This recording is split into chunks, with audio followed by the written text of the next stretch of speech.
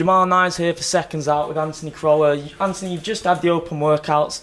Is this the time of the build-up to the fight where it truly sets in the magnitude of the event? Yeah, obviously I bump into Ricky. You know, it's like that. People coming out to see you, they're getting excited by fight week. And yeah, I suppose it is. Obviously today tomorrow press conference, Friday weigh-in. And then after that obviously comes the fight. So it is, yeah, I'd say, you know, the first time you sort of see Ricky from, you know, in fight week, it's very different to the first presser. Both down, obviously near the weight, at the weight.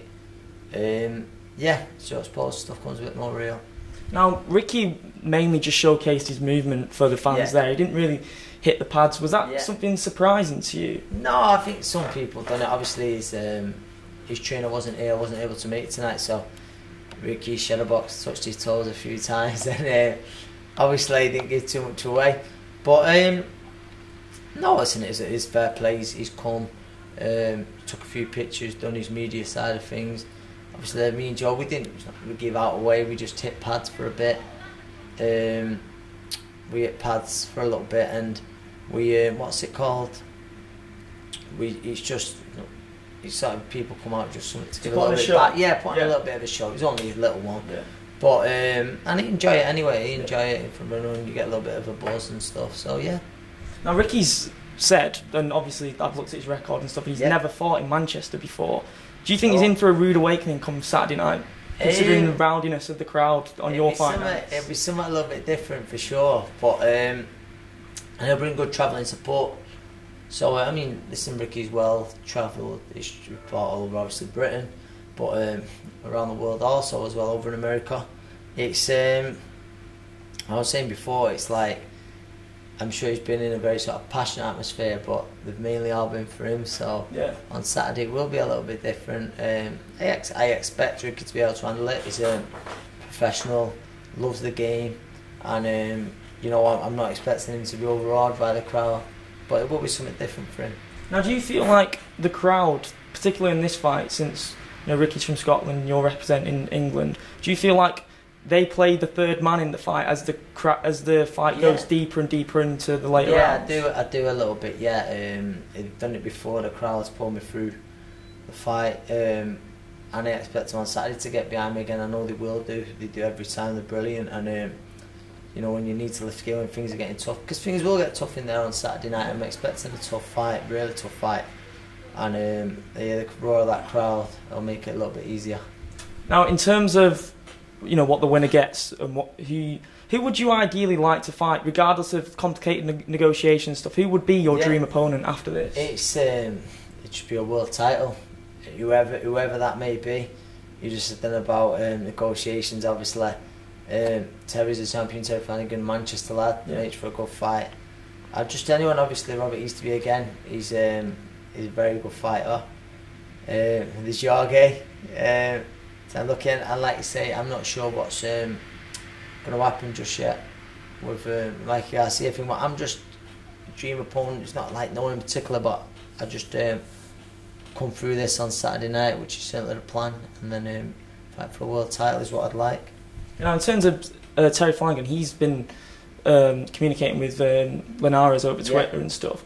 But I have a feeling that secretly, deep down, he really wants the fight with you for the city of Manchester. Yeah, possibly. Has the negotiations between you two been like behind the scenes for some time now? There was talk about it a while back, and it's a fight I certainly wouldn't mind. And I know Terry wouldn't. I know Terry personally, he wouldn't mind the fight either. But obviously, there's politics involved in that, as we all know. And you know, a few offers sort of was made, but you know, they weren't all serious offers, and there was something that come with them. Do you know what I mean? So it's and likewise the counter offers, I don't know, but I'm not sure. Like you say, obviously my mind's focused solely on Saturday night.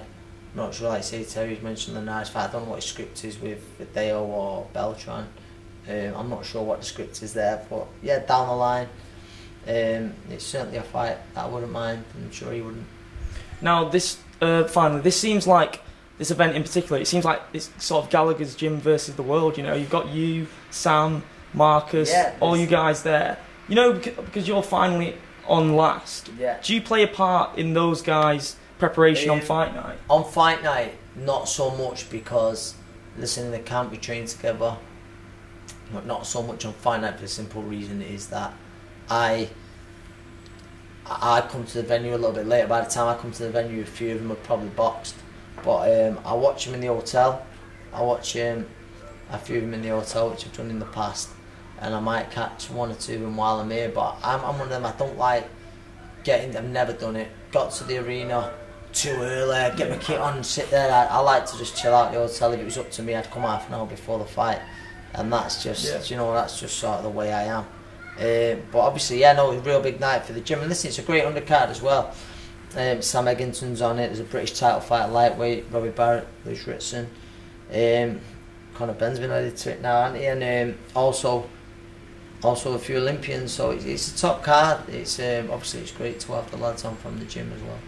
Does the pre-fight, like, I don't want to use the term anxiety, but the sort of the buzz before the fight on fight day, does that get any easier to deal with? Sort of, you know, you're counting down the hours, the seconds, the minutes. It's just, I'm used to it now, sort of thing. I mean, I know each fight's different, but you have your routine.